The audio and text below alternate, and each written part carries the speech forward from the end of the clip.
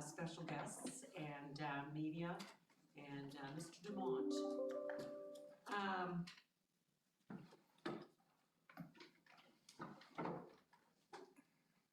As we gather this evening, we pause to remember that in this province, we live and work on lands that are by law the unceded territories of the Wabanaki peoples, predominantly the land of the Mi'kmaq. May we live with respect on this land and live in peace and friendship with its people. We also recognize the African Nova Scotians whose culture, heritage, and history have been and remain a key part of our province for more than 400 years. That, I'd like to ask for the approval of the agenda. Moved by Deputy Mayor Dorrington, seconded by Councillor McDonald. All in favor signify by saying aye. Aye. Opposed? Motion carried. Okay, I'd like to welcome for the presentation of our financial statements, our auditor, Heather Murphy from McDonald Murphy Inc. Take it away, Heather. Thank you. Good evening. So you have before you the audited financial statements for the town of New Glasgow for the period ending March 31st, 2024. Page 1 is the management's responsibility for financial reporting. So this report is attached and discloses the responsibility of the town and management of these statements. The following two pages, page 2 and 3, is the audit report. And on the audit report, it also discloses auditor's responsibility as well as those responsibilities of the organization for these financial statements. But this is also where we render our opinion. In our opinion, the accompanying financial statements present fairly in all material respects the financial position of the town of New Glasgow as at March 31st, 2024, and its results of operations and cash flows for the year then ended in accordance with the Canadian Public Sector Accounting Standards. Turning to page 4 is the consolidated statement of financial position on which the financial assets, liabilities, and non-financial assets and liabilities of the town of New Glasgow are disclosed. The consolidated components include the general operating fund, general capital fund, water operating fund, water capital fund, and some various reserves. From those different funds, the asset position is 20.5 million, of which it exists from cash and some receivables. And those receivables are amounts that are due from residents for taxes and from other government agencies and other municipal units at March 31st, 2024. The liabilities consist of 20.9 million, which include the bank position for operating at March 31st, the accounts payable and accruals, most of which relate to payroll, some revenues, deferred revenues that will be recognized in future periods, prepaid taxes, financing pieces from long-term debt. These are debentures, as well as some capital lease obligations and term loans, all of which have been paid on as per schedule throughout the fiscal year. There's also some asset retirement obligation amounts disclosed. These relate to those future amounts relating to the retirement obligations for some future capital assets. This leads to a net financial liability position of 436,000. From there, of course, the non-financial asset positions are also added to this, which is the infrastructure pieces, that's capital assets. The net accounting value of those capital assets are 68.3 million. There are some other non-financial assets that were positioned at that time, bringing the balance, the accumulative surplus, to 68.9 million at March 31st, 2024. Page 5 is the consolidated statement of financial activities. This will disclose the revenues and expenditures incurred during the last fiscal period with your budget comparative as well as the prior year actuals. This will show your growth in the accumulative surplus for the current year to be just over 4 million. The surplus is a result of 28.8 million in revenue recognized.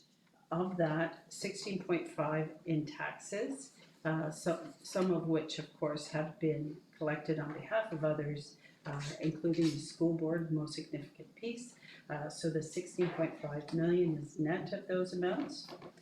Other amounts collected include, of course, water, some other transfers from government, grants for capital purposes, and some other revenues such as interest and proceeds, which generated the 28.8 million. The expenditures being recognized were 24.8 million, and they have been disclosed per segment on the statement of financial activities for those segments that include general government, protective services, transportation services, environmental health, public health, community development, water treatment, and other reserves. So those components, for the most part, expenditures are remaining similar year over year. But there is a slight growth, of course, that results in a $2 million growth in the expenditures, of which, of course, includes some growth in your amortization. This resulted in the $4 million surplus, bringing it to the accumulative surplus, as mentioned previously, of 68.9 million. The next two pages relate to the changes in the more focused on capital component and your changes in cash flow throughout the year that equate back to your balance sheet or your statement of financial positions at the end of the year. Page 8 is the general operating fund. This is reporting only that component or that fund. So it did generate a surplus of around 351,000 throughout the year. Again, recognizing the taxes and those expenditures relating to those revenue sources and funding other funds as well, which generated the 350,000 or $51,000 surplus. Page 9, the water operating fund did generate a deficit of 368,000. There was a surplus at the beginning of the year, so there still is a surplus of 3.6 million at the end of March 31st, 2024. Page 10 is the statement of financial position for water operating fund. And water capital fund on page 11 discloses those additions that are being reported within the general capital fund. There was capital infrastructure additions of 4.5 million for general capital during the year, of which 1.6, close to 1.7 million was funded from external sources. The remaining funded either from temporary borrowing or internal sources. The water capital fund on page 12 also reflects that infrastructure additions during the year, and those equated to 3.8 million, of which 2 million was funded externally, and the remainder funded from temporary borrowing or free borrowings and internal sources as well. Page 13 discloses the water capital fund statement of financial position. Again, those resources owned and owed by the water capital fund. Page 14 is the reserve funds. So on this page, it's disclosed the changes in those reserve funds, and those reserve funds listed include equipment, a special reserve, power board, Canada Community Building Fund, a water capital reserve, central treatment plant reserve, Parkland Transfer Reserve, and General Operating Reserve. And the total that's being held within these reserves are 6.7 million, most of which, 5.5 million, is within the General Operating Reserve. The other such funds are held for other future purposes. Page 15 discloses the information about the property and equipment and the continuity of those assets held. The amounts, of course, equating to, between general and water, to the 68.3 million reflected as the total accounting value of the infrastructure.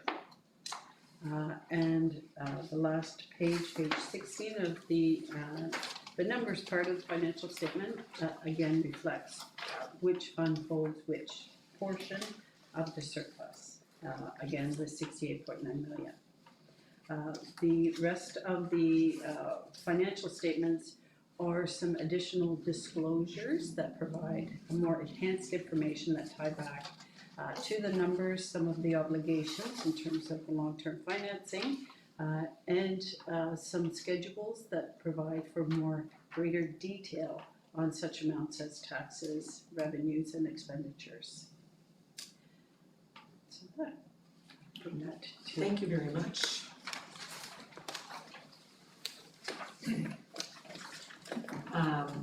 With that presentation, we're going to do a motion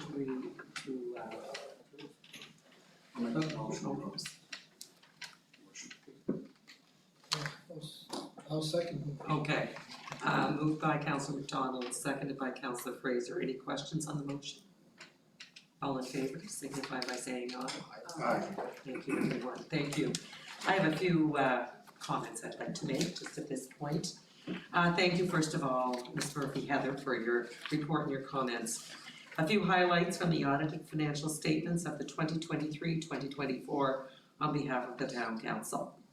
Fiscal 2024 was another strong year for New Glasgow. On a consolidated basis, the Town of New Glasgow had a surplus of $4,048,700 as of March 31st, 2024, driven mainly by grant funding received for various capital projects. The consolidated investment in capital infrastructure totaled $8,314,600. During the fiscal year, new debt was issued in the amount of $942,900, primarily related to investments in transportation and public works equipment, paving, traffic lighting, and town-owned building upgrades. Total debt repayment for the fiscal period was $1,517,600. This spending was necessary in order to ensure we could continue to provide the highest level of service delivery, which residents of the Town of New Glasgow have come to expect and deserve. On a non-consolidated basis, the General Operating Fund had a surplus of $350,800, which will be transferring to the Operating Reserve. The town's operating reserve as of March 31st, 2024 totaled $5,524,800. This will support the town in maintaining high service levels while continuing to save for future operating needs. During fiscal 23-24, the town invested $4.53 million to purchase and improve its general tangible capital assets, including paving, curbing, purchasing of public works equipment, storm sewer and sewer separation projects, purchasing of protective services equipment, downtown capital development, and upgrades to town-owned properties. The New Glasgow Water Utilities Operating Fund for 2023-2024 had a deficit of $368,500 and a $3.78 million investment in water capital infrastructure. Stewardship of our taxpayer dollars has and will continue to be a top priority for the town. Strong fiscal management by directors over their departmental budgets is evident in the financial results. I would like to express my sincere thanks and that of council to our CAO and the senior management team, and to all New Glasgow employees for their expertise and dedication in these ever-changing times. That concludes the summary of our key highlights for the financial report for the fiscal year. 2024. So, thank you once again, Heather, and Thank you, always a pleasure, and thank you to everyone at the town office for their help throughout the audit. Wonderful. thanks. Good Christmas. You too, thank you.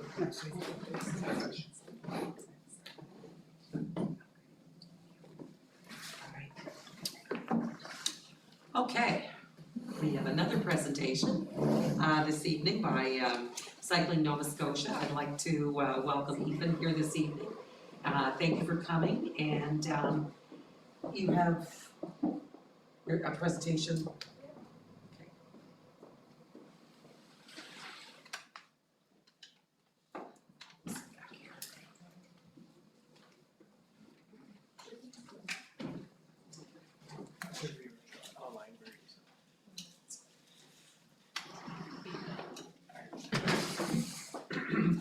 Thank you, Mayor and Council, for having me this evening. I'd like to introduce myself. My name is Ethan Molich. I am the Active Transportation Planner for Cycling Nova Scotia. Some of you may have known us from our older name, Bicycle Nova Scotia. I'll go into a bit of background of that name change, but we are here today to talk about the Core AT Networks project in New Glasgow. When this project started back in 2020, it was called the Blue Routes Hub Project. A stream where Cycling Nova Scotia helps act as consultants for municipalities across the province. I'll dive into a bit of the background to refresh councils and the newer councillors on the project that originally started and some of the events that have come up in more recent months to expand that project. So quick agenda, we'll just discuss Cycling Nova Scotia for a refresher. And then talk about some of the work that has already been done by Cycling Nova Scotia and the town in terms of helping develop a core active transportation network project. And then talking about what the goals are in terms of advancing the project for improved readiness to make the community eligible for some larger infrastructure grant projects towards active transportation. So who's Cycling Nova Scotia? Most of Nova Scotia knows us as an active body where we support those in the athletic field, helping young ones learn how to ride bikes and some of the more advanced sports. On the other hand, there's a group of advocacy planners at Cycling Nova Scotia where we help to push towards the advocacy of an active transportation plan across all Nova Scotia, and we help advocate for AT networks in municipalities across the province connecting to the Blue Routes. So that's when we look at the infrastructure side of active transportation and what is required to get there. So Cycling Nova Scotia, formerly BNS, Bicycle Nova Scotia is a non-profit organization, so our advocacy work comes at that lens of wanting to get more people riding and rolling across the province. In the world of active transportation, we also advocate for ease of micromobility, so that being assisted transportation devices, could be e-scooters, could be just walking around, all in the goal of getting more people and all ages and abilities out and about, whether for transportation needs or recreation needs. So Cycling Nova Scotia, being a provincial body, has a goal of connecting Nova Scotia through the provincial Blue Route, a provincial cycling network, and connecting the communities that are on that network. So the goal there is, by connecting these communities, we go about it through the Core Active Transportation Networks project, formerly known as the Blue Route Hubs project, and it's an initiative where we go into communities and help develop a resident-based network to help connect people with infrastructure, whether that's for walking and rolling, to and from their homes, places of work, and leisure.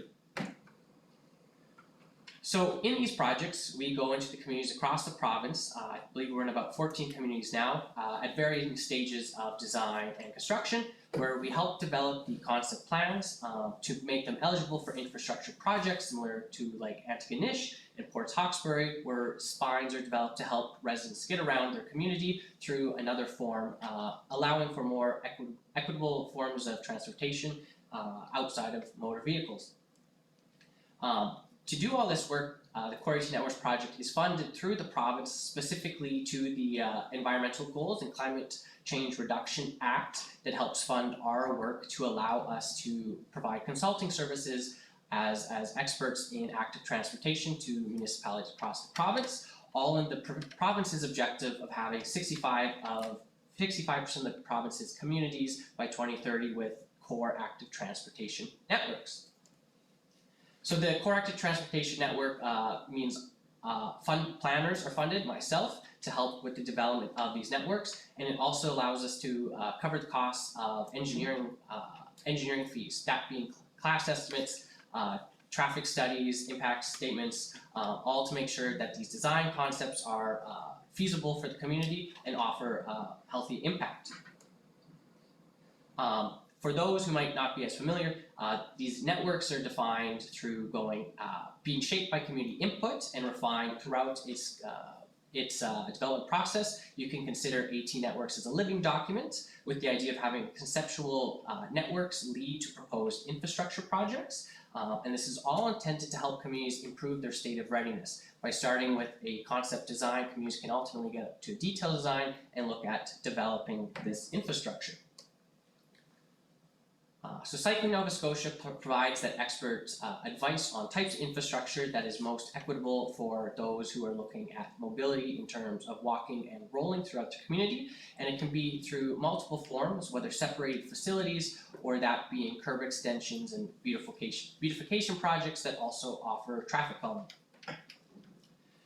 And so the Core AT network has 4 deliverables: developing that transportation network plan, making sure that residents are engaged throughout the entire development, connects you to the provincial Blue Route, and at the end provides concept designs of the priority routes to the community, to ultimately get federal and provincial funding as those grants open up. So what has happened now? Well, this project started all the way back in 2020 as the Hubs project. Cycling Nova Scotia engaged with a total between phases 1, 2, and 3, approximately 300 residents on the project. And that was done through a few phases. Phase 1 and 2 involved the concept designs, or the concept network. And into phase 3, once the priority route was identified, Cycling Nova Scotia provided concept designs to the municipality and provided Class D cost estimates to the priority routes. After that was all decided, the intellectual property was handed off to municipal staff to explore what some funding opportunities looked like. Between the end of 2022 and the start of 2024, the province got interested in the work that New Glasgow had done through both the adoption of their AT plan and Cycling Nova Scotia's work, and looked to expand the project. So with that project expansion, the province allocated $70,000 for Cycling Nova Scotia to put towards the AT network in New Glasgow. During that time, we also had an engagement session with some of the businesses on their perspectives of the work to be proposed on Archimedes Street as part of the priority route. And ultimately, we are here today to talk about some of the work that Cycling Nova Scotia has done in the interim to help draft the full network and look for some of council's perspectives and support moving forward with the designs.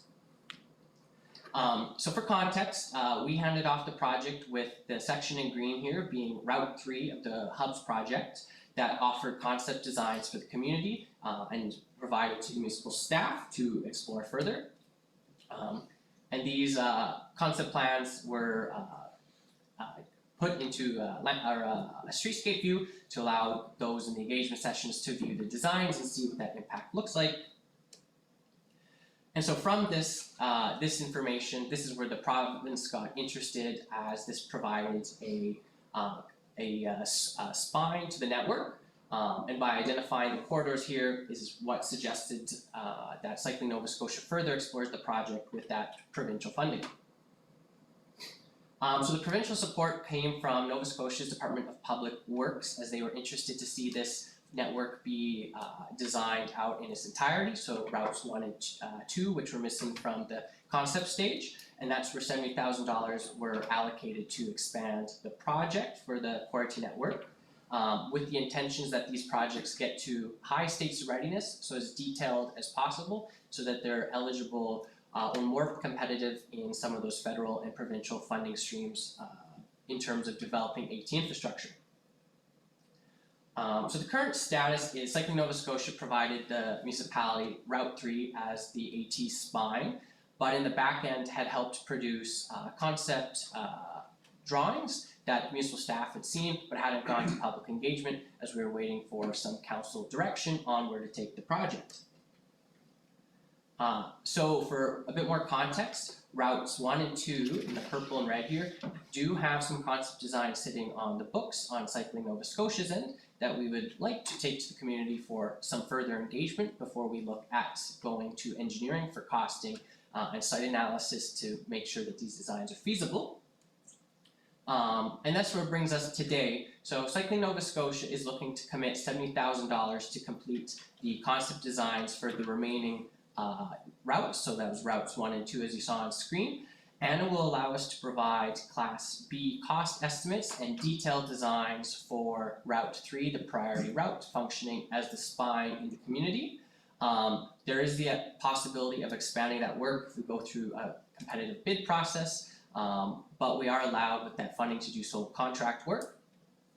Option 2, seeing that the province has a lot of support for these projects, Cycling Nova Scotia would like to look at council and get some of their, see if they want to dedicate some staff resources to a recommendation on cost sharing the work, while Cycling Nova Scotia is looking to contribute $70,000 to the detailed designs of the priority route. It is in its interest to cost share the project and provide detailed design drawings for the entirety of the route and cost estimates to make New Glasgow as competitive as practical for those larger federal and provincial infrastructure streams, with the concept being the communities who are highest in readiness, so those Class B costing and detailed design drawings, are often the ones winning the contract or grants for AT networks. With that, looking for some council direction on what the interest is to allow or to look at expanding that network, all through the lens that Cycling Nova Scotia is looking to help these communities enhance their AT transportation networks, and the fact that Cycling Nova Scotia is interested to maintain its relationship with New Glasgow and expanding this project. That is everything, and I hope I was within my time. Fast. Wouldn't want to see you on the bike. Thank you very much, Ethan, that was really well done. I remember meeting you at the session down at the square. Any questions by council?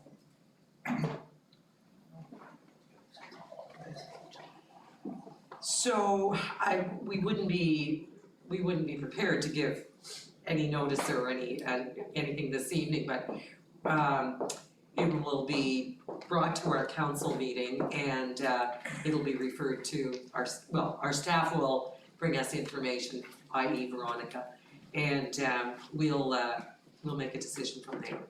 That's fantastic. Sounds Thank you. Great, thanks very much.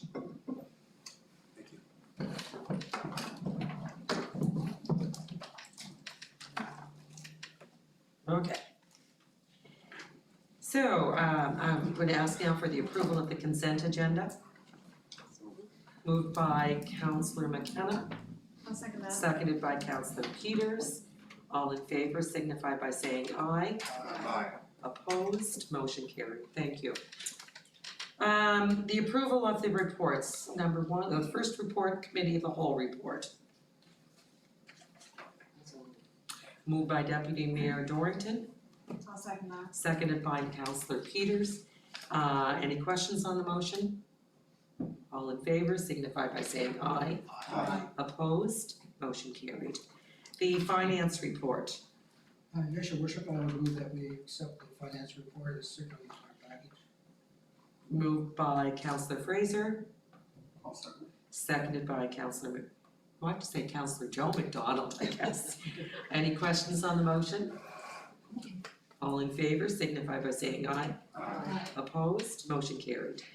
The engineering and public works report, Your Worship, I'll motion that we accept the engineering and public works report as submitted. moved by Councillor Joe McDonald, Second. seconded by Councillor McKenna. Any questions on the motion? All in favor signify by saying aye. Aye. Opposed, motion carried. The solid waste report, moved by Deputy Mayor Dorrington, Second, your worship. seconded by Councillor Fraser. Any questions on the motion? All in favor signify by saying aye. Aye. Opposed? Motion carried. The police report, I move that we accept the police report as circulated. moved by Deputy Mayor Dorrington. Before seconding, may I ask a We can question? second and then ask Okay, questions. okay, that's okay. I'll second that. Seconded by Councillor Peters. Any questions on the motion? Thank you. Councillor McDonald. I actually do have a question for Chief Leal. Given that we just had a very open conversation with Viola's Place on Wednesday, and in the interest of keeping that conversation going and keeping it fact-based as well, I'm wondering if there's a way in the occurrence report for us to sort of pull the data of occurrences that are happening in the neighborhood of Viola's Place or involving Viola's Place without, of course, keeping privacy in mind. Is there a way for us to do that going forward? Your worship, Councillor McDonald. Yes, we have capacity to pull data and luckily in a number of different varieties. We can pull it based on geography, we can pull it based on nature of complaints, specific addresses, of course, again, privacy issues. We can pull it specific people. We can pull it a number of different ways, so we can look at it. I guess I would ask, maybe from council and your worship, in particular data sets, if you wanna narrow the scope on exactly what you would like to see, if that request can be made. And it, like I said, it can be pulled a number of different ways, so if you wanna see a few different data sets in a few different ways, that's possible as well. So if whatever the request is, I'm fairly confident we can pull the data in a number of different ways. I think we might have a discussion about it, but the whole point of me asking is because we were given some facts at that meeting, you were at that meeting. Right. And, I'd like to be able to pull some of our own as well and sort of bring that back to Viola's Place and continue the conversations. For sure. Yeah. Yeah, and this is a good point to raise because we talk about this to no limit, the importance and the value of reporting to police. Because as you will see from any data that we pull, it only captures what is reported. We know that there's a lot of conversation and a lot of complaints or grievances that are being aired in a number of different ways. This is the value, this is a really valid point. It highlights the importance of reporting to police. Not in every occasion are we going to have a solution or an outcome that folks are looking for, but this speaks to the point and the value of that data. This is why we encourage the reporting. Thank you very much. Thank you, Chief Leo. Any further questions? And Yes, go ahead. On that same line, I would like to compliment the chief on the quality of the report that you put in our package. There's so much information there, it takes a good night of reading. It's informative. I appreciate it, just Council Fraser, yeah. And like I said, as situations change and as the needs and the challenges change, the way the data is reported, it can be pulled, it can be represented in a different sense. So whether we're speaking specifically about this issue or any other issue, if there's something that council would like to see in the way of data, this is just one representation. It likely can be pulled to satisfy other needs that we may have. Thank you. Thank you. Any further questions? All in favor signify by saying aye. Aye. Opposed, motion carried. Thank you. Community development report, I'll move to accept the community. moved by Councillor Jessica McDonald, seconded by Councillor Joe McDonald. Any questions on the motion? All in favor signify by saying aye. Aye. Opposed, motion carried. The fire report and fire inspection report, Yes, your worship, I would like to move that we accept the fire report and fire inspection report as circulated. moved by Councillor Peters, I'll second it. I have a Sec- question. seconded by Councillor Jessica McDonald. Questions on the motion, Councillor McKenna. Thank you, Your Worship. Chief, I just noticed in the occurrences, the cardiac reports of the firefighters going out to calls involving cardiac. And it appeared that there was 9, 10, 11 hours put out, which would indicate that many firefighters responding perhaps. Could you clarify that, please? Certainly. Your worship, council, to our medical calls, they come in as 911 calls through EHS. We were supporting EHS at that time. So at being paid on call members, we have no idea how many are going to show up and the conditions we're arriving to. Giving some of the conditions around our community at this point for safety reasons. We need extra staff there on the street, but also to assist inside structures with EHS and with police presence in certain circumstances. So to start holdbacking members to respond to calls gets a little tricky for our own safety. So it's a full department response for all medical calls, and even in quiet neighborhoods, you could get into a situation where you might need some assistance to defuse a situation. So for all medical calls, we send full departments. Thank you for that, that's helpful. Could I ask another question? Yeah, certainly. Chief White, thank you for that. Just following up on what I asked of Chief Leal. Yes.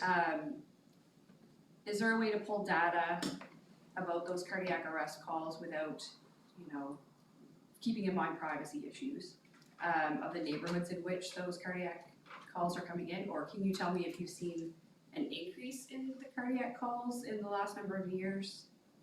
So Couple of years? I know, I'm trying to not beat around the bush or, interfere with privacy as well, but I guess my question is, have you seen an increased number of cardiac calls directly related to Viola's Place or drug use? there Or has, is that a question that you can either answer or pull data on? we do have, your worship and council, we do have reports on that. We will have to be cautious with the medical records and calls that we're assisting with because of Privacy Act, of course. In general though, throughout the town, we have seen an increase in medical calls. That could be either from possible drug use increase or could be staffing issues from EHS, as EHS is struggling with keeping ambulance services in our community. That was my next question. Yeah, Are so you between automatically there's a few other items that kind of conflict or add to our increase in medical calls. So, but it would be possible to get a rough idea of what you're asking that I could present to council. And again, this is just because I'd like to keep the conversation with Viola's Place open and fact-based as well. Yeah, Thank you. thank you very much. Deputy Mayor Dorrington? Question, if and when the fire department is deployed to cardiac arrest, how often does it get there before the EHS? And are your members able to provide medical assistance? Yes, your worship and councillor, Deputy Mayor Dorrington. EHS has provided us with a trauma kit, which is on our first truck out, and our staff are trained in it, so we can give initial medical first aid. A few of my members which are called medical first responders, which is the next level higher than standard first aid, to provide needed assistance and to help that individual, that patient. We carry oxygen masks on the trucks as well, and Narcan as well. So we do have some resources at our fingertips to get on site immediately while we wait for EHS personnel to arrive on scene. Thank you. Would you say that, sorry Chief White, would you say that EHS is automatically calling the fire department now on a cardiac arrest call? Are you noticing that you're being called for every cardiac arrest call? We are, your worship again, Yes. Councillor Jess McConnell. There's different levels that you can put yourself at for EHS service. And we are at a level where we respond to cardiac arrests, MVCs, and severe trauma. So we're not going for shortness of breath or minor incidents. We took this stance as a department for our training level and feel most comfortable and can give the best service to the citizens at that level with the HS. Great, thank you. Thank you. Councillor Peters? Yes, your worship. And this is just in response to Jessica's, just building on what McDonald has said. In compiling this data, what I would also be interested in knowing is a dollar amount on, like the cost of how many hours are used, like what is the actual cost to the town? Because I think that's really important information as well, especially if we're bringing in collaboration with other municipalities. Thank you. Thank you. Yes, your worship, that can be added to with the call sheet, so that's already tallied, just a matter of pulling the data for council. And I think that was the point I was trying to make as well, in asking for those sort of reports, is to try to really narrow down how many of our resources are being spent on a particular thing at a particular time. Thank you. Thank you. Thank you. Thank you for the questions, council. Any further questions? For the vote, all in favor signify by saying aye. Aye. Opposed? Motion carried. Thank you. The information technology report. Your worship, I'll move that we accept the information technology report as submitted.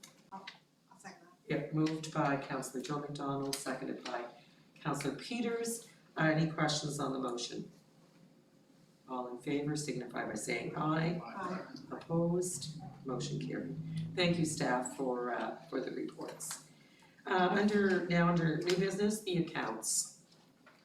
Yes, your worship, I would move that we pay the accounts for the period identified here, November 6th to December 4th. And that be. Moved by Councillor Fraser, I'll second that. seconded by Councillor Joe McDonald. Any questions on the motion? All in favor signify by saying aye. Aye. Opposed? Motion carried. On to a recommendation from in camera, land purchase 8th Street. It is the recommendation to council to proceed with the land purchase from Rose Shaw for the purpose of the 8th Street sewer infrastructure. Yes, your worship, I'll motion that we accept the recommendation. Moved by Councillor Joe McDonald, seconded by Councillor McKenna. Any questions on the motion? All in favor signify by saying aye. Aye. Opposed? Motion carried. Thank you. And a motion to adjourn. Thank you. Meeting. So starting with the approval of the agenda. Moved by Deputy Mayor Dorrington, I'll second that. seconded by Councillor Peters. All in favor signify by saying aye. Opposed? Motion carried. On to matters for senior staff, a recommendation from the Assistant Director of Engineering and Public Works. It's the award recommendation for the municipal tractor. Yes, your worship, I'll motion that we accept the recommendation from staff with the total, the evaluated score for land and coastal equipment. Moved by Councillor Joe McDonald, seconded by I'll second. Councillor Jessica McDonald and Councillor McKenna. Question? Yes, question I have is that the equipment that was sold, that was not gonna be able to be repaired, did it have all the equipment, like the plow and the salter and sander and all of that? Or is this a different machine that couldn't accept that equipment and the need to rebuy? Am I making? Your worship, Councillor McKenna, usually when a machine is retired or taken out of service, the equipment, the plows, the sander, and the original attachments bought with that are in very poor shape as well. This particular machine is a McLean machine. We have one McLean machine, but there's a requirement not to just save the old implements and use it for the new municipal tractor, if maybe that's what your question was gonna be. Yeah. Yes. All right, thank you. Any further questions? All in favor signify by saying aye. Aye. Opposed? Motion carried. Okay, we have a recommendation from the Director of Engineering and Public Works, the Assistant Director, to send a letter to the municipality of Pictou County for the Forbes Lake watershed land use controls. A motion to approve that the letter be sent. So, Moved by Councillor McKenna. Councillor Fraser, seconded by Councillor Fraser. Any questions on the motion? I believe the information was well provided for us in the recommendations. So all in favor signify by saying aye. Aye. Opposed? Motion carried. Thanks, everyone. I just have to find my place here, so.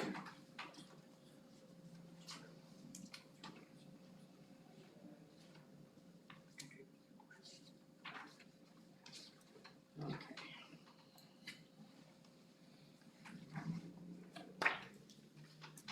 Anybody have the page that's on? It's on page.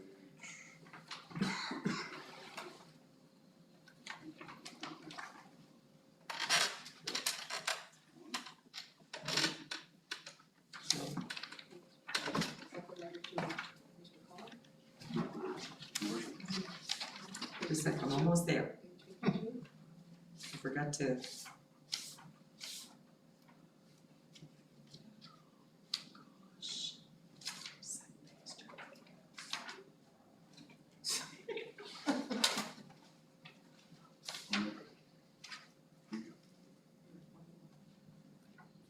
Oh, there it is. So the recommendation is that council approve transfer of March 31st, 2024 general operations operating surplus of approximately $350,800 to the general operating reserve.